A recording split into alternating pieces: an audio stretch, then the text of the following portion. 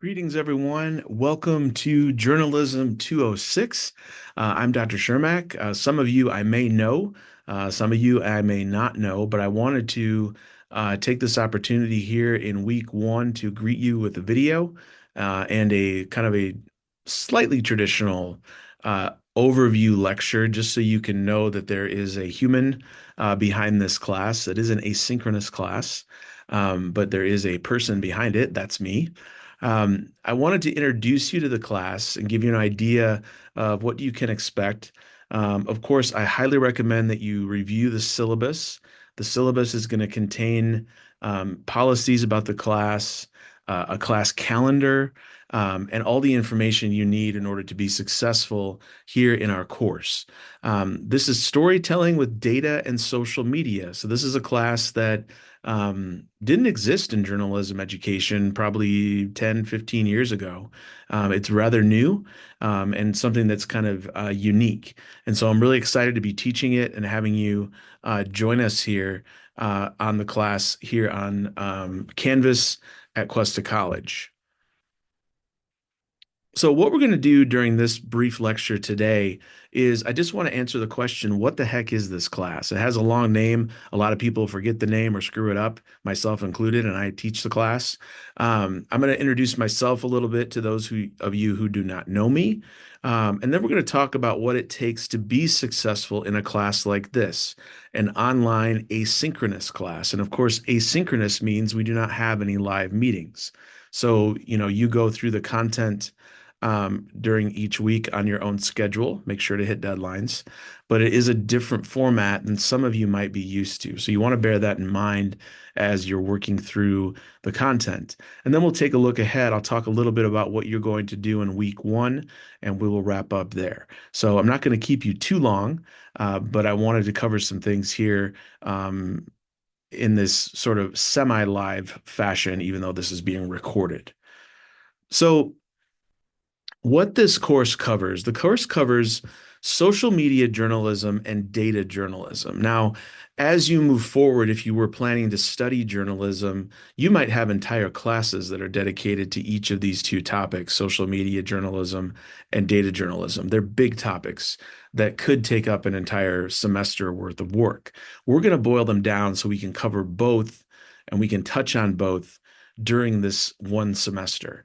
Social media journalism is all about how journalists use social media for their own reporting, how they use it to source information for their reporting, and how they engage with their audiences. That's one of the major elements that social media has added to journalism is that it's given journalists a better opportunity to engage with their audiences. And this is super important, as you can imagine, because ultimately the work that we do as journalists is for our audiences. So the more we can engage with that audience, the better we can do our work, the greater audiences we can have, so on and so forth. Data journalism, on the other hand, is how data visualization transforms complex information into clear, compelling stories. So, how do we get from those numbers? How do we get from numbers that are littered across a spreadsheet and take those numbers and translate them in a way that helps tell a story? We're going to look at ways to do that this semester. The course will spend probably about, I would say, 9 to 10 weeks focused on social media. And then that remaining time, we'll talk about data. The final 3 weeks or so, we really get into our final project, which is kind of a hybrid of social media journalism and data journalism. So you're going to get a chance to do both. That's kind of exciting. And I'm looking forward to those final projects, as that will kind of be the culmination of what you've learned over these 16 weeks. Another element that will come up for both of these topics, both social media journalism and data journalism, are ethics, ethical dilemmas. When we face certain scenarios, what do we do as journalists? How do we report on them? How do we use data ethically? How do we use social media ethically? So those are debates and discussions that we will have throughout the semester. A lot of that will take place in discussion boards in the asynchronous format, and that's really fun and exciting as well. And I'll be engaging with you on those too. So the impact that social media has on journalism is vast. It's important. It's developing.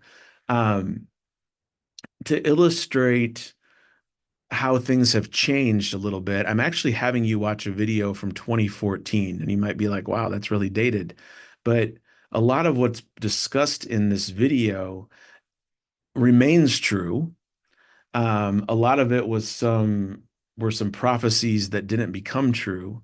So I'm showing you a more modern, showing you an older video and having you read a more modern piece on social media this week to give you a sense of how things have changed a little bit.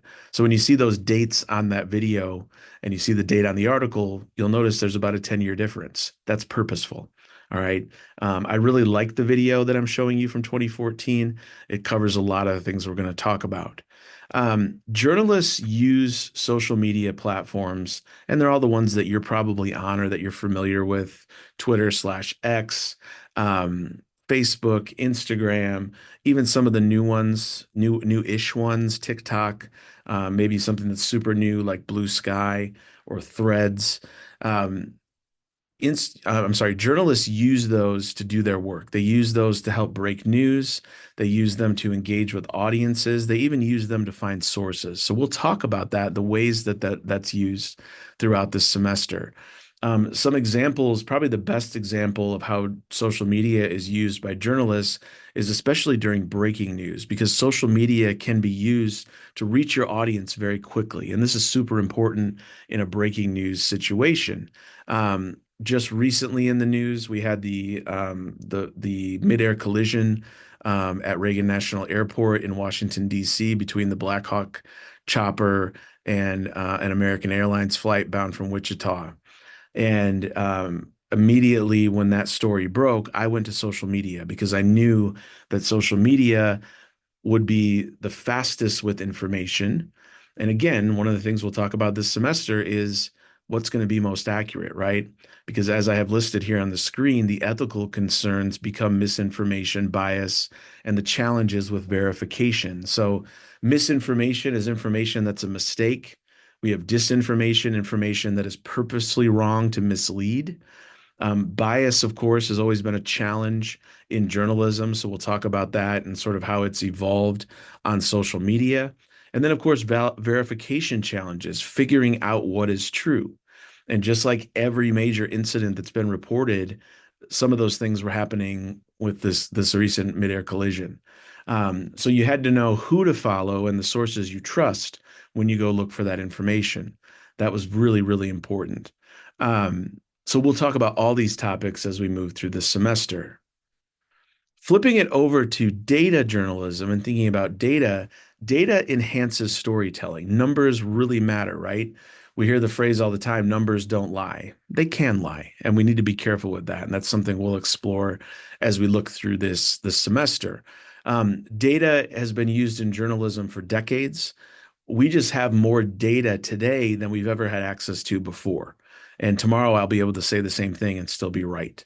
We're going to gain more access to data every single day because there's just more data out there. Some of the very common data that you've seen in the news, we just had an election this past fall. So you saw election maps like what you see on the screen. Um, and that's all derived from data, but it's visualized in a way that's a little bit easier for people to understand. Imagine if I just listed a bunch of numbers on the screen versus putting a map up on the screen. That map is a little bit easier to understand, a little bit easier to read. We just went through in the past 5 years or so a major international story regarding COVID, and that was very data focused, right? How many new COVID cases are there today? How many new COVID deaths are there today? How many people have been vaccinated? I'm sure you remember that really well. Data heavy story. How do we help people understand? How do we help the public understand? Our goal as journalists is to help the public understand better. So, what do we do with that information to make it more understandable? We try to visualize it. We're a visual society. It's the reason why Instagram and TikTok are such hot social media entities. We love to see things. And so we can take advantage of that and reach our audience and engage with our audience if we're using visuals and we're taking complex data and making it simple with visuals. That's what we'll talk about in the class this semester as well. So why it matters, I've alluded to a couple of these things already. Why is it important? As I just said, news consumption, just like everything, is shifting to a digital platforms and visual first. So more people are getting their news, for instance, on Instagram. They're getting their news on TikTok. So as journalists, you need to be skilled in these areas to appeal to the ways that people are consuming news. So that means learning how to tell stories with data to stay relevant to these modern times. So when we can use social media really well to relay data that we use to create visuals. Those visuals tend to work really well on social media platforms. And why do we do journalism? We do journalism to shape public perception. We do journalism to shape policy because not only is our citizens following journalism, our lawmakers, those who are in power, are following journalism as well. We need them to know the correct information and be able to obtain that in a way that's simple and direct. How you will learn in this class, as I said, make sure to look at the syllabus, understand course policies. Um, our weeks will run Sunday to Sunday. So typically, the weekly modules will open up on Sundays, if not before Sundays. And then you have until the following Sunday to complete the work. Um, these weeks will include weekly readings. I try to incorporate a lot of videos to appeal to different learning styles. And these readings and videos will discuss different theories, case studies, concepts, so on and so forth. Um, we will do a lot of discussion here. I say near weekly because we won't have a discussion every week, but you can bank on us having discussions most weeks. We have a discussion here in week one.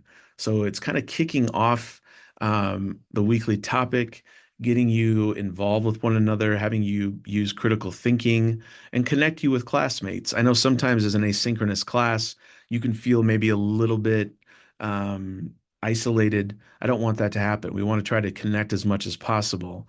The asynchronous part of it makes it more convenient for some of you. I understand that, but there's still an expectation that you will connect with each other. And that's what we do in the discussions. The first several weeks of the class, there will be assignments. Some of these might be an additional discussion board.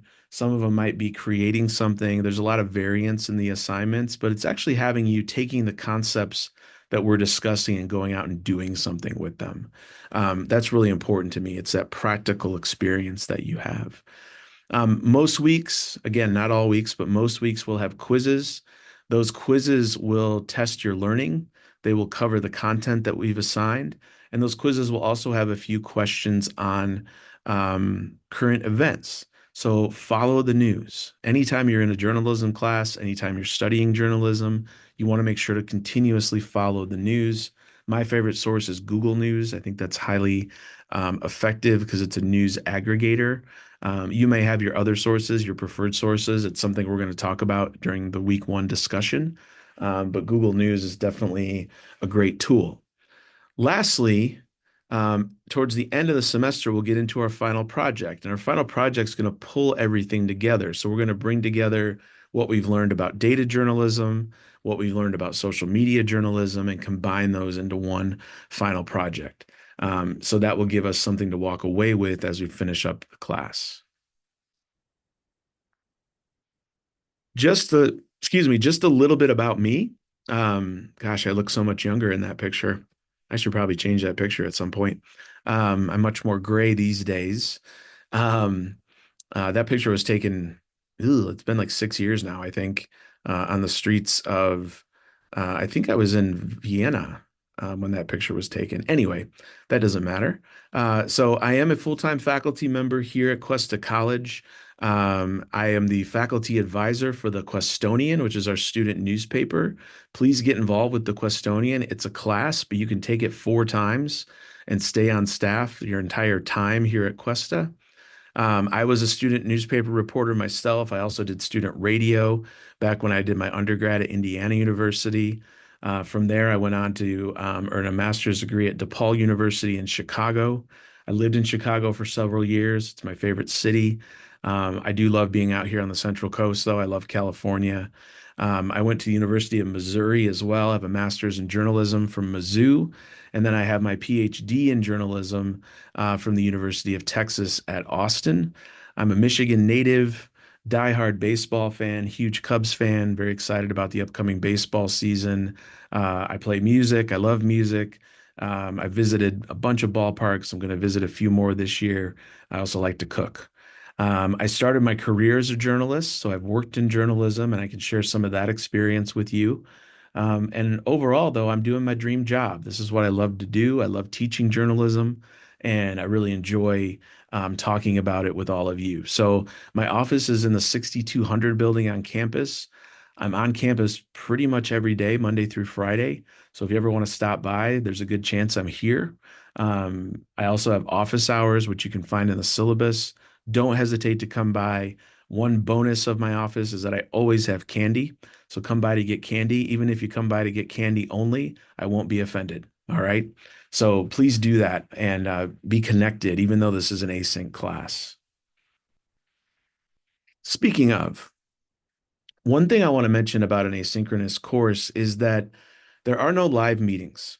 So we do recorded lectures. I won't do one of these every week. Some weeks I might, some weeks I might not. It just depends on the topic. But you are responsible for your destiny here. You are responsible for how well you're going to do in this class. Sometimes there is a mistake among students who take an asynchronous class, assuming it's going to be easier than a regular class. I tend to think it's the opposite. I tend to think that an asynchronous class for most students is more difficult than a synchronous class. Why? Because you don't have that someone or those people to go check in with on a weekly or biweekly basis. Um, Sometimes you might feel a little bit isolated in an async course. So keep that in mind. I don't say that to scare you because by and large, I've had a lot of people be really successful in these classes, but you have to be self-motivated. You have to be disciplined, and you have to be a word that I love called kludgy. I was taught the word kludgy when I was taking a social media research class during my PhD program. And the professor, I don't think he made up this word, but he helped us define it. And kludgy means you kind of do whatever it takes to get the job done. It isn't always pretty. It isn't always a streamlined effort or maybe necessarily by the book, but you do what needs to be done to get the job done and get the job done right.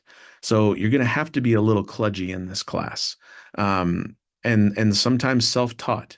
I'm always here to help you. I'm always here to support you. Don't ever hesitate to reach out. But we don't see each other every week. Some of you I may never meet in person, right? So I hope that's not the case. I would love to meet all of you in person. But you have to be disciplined and have to be focused to do this class well. And I'm sure you will. But I'm here to help you. Of course, I'm here to support you. Please don't hesitate to reach out. So let's talk a little bit about what you're doing for week one. As far as content goes, just a reminder in this class, there is no textbook you need to purchase. There's no additional equipment that you need to purchase. Being on social media, having a smartphone will probably be helpful, but even those aren't necessarily required for the class. Um, the first thing you're going to do is read The Impact of Social Media on Journalism, a Double-Edged Sword. This is from UPS, University in Canada. It's a good article that talks about sort of the ups and downs of social media and journalism. I'm also going to have you watch a video that I mentioned earlier. How is social media changing journalism from The Atlantic? This is about 10 years old now, but I have you watching it for a reason. I think it brought up a lot of good points. It made some predictions that you can decide for yourself whether or not they've come true. So watch those. Our discussion this week will be an opportunity for you to introduce yourself to the class. Please do that. And then it's also going to ask you about your social media news consumption. Um, I would say if you're not consuming social media, let me try that again. If you're not consuming news on social media, I would start. It's going to be good background knowledge for you to do that. Add a couple news sources to your Instagram feed as you swipe. If you're on Blue Sky or X or whatever it may be, add some news sources to that. Start to figure out how the news is done. You need to participate in order to innovate. right? You need to participate in order to innovate. So keep that in mind. Your first assignment is something called social media follow and share. Those instructions are on Canvas. I think they're pretty straightforward. Read those through and you'll know what to do. And then we have quiz for week one. And again, that week one is covering the content. So this lecture, the reading and the video, as well as current events going on in our world. Again, the current event questions are not meant to be gotcha questions. They're meant so you know what's happening in our world. And guess what? There's a lot of things I can ask you about because there's a lot of things happening in our world. But know that they're multiple choice questions. And if you generally follow the news and keep up on things, you'll be in good shape. All right. So, again, thank you so much for taking Journalism 206. I welcome you to Journalism 206. If you have any questions at all, at any point during the class, please don't hesitate to reach out. Stop by and visit at some point. Um, and check out the Questonian, see what we're doing with our journalism program here, and please get involved. There actually is still time if you want to get involved with the Questonian this semester, believe it or not. I can pull some strings to make that happen. So reach out. Thanks so much for watching. Have a wonderful day, and we will see you in class. Take care. Bye bye now.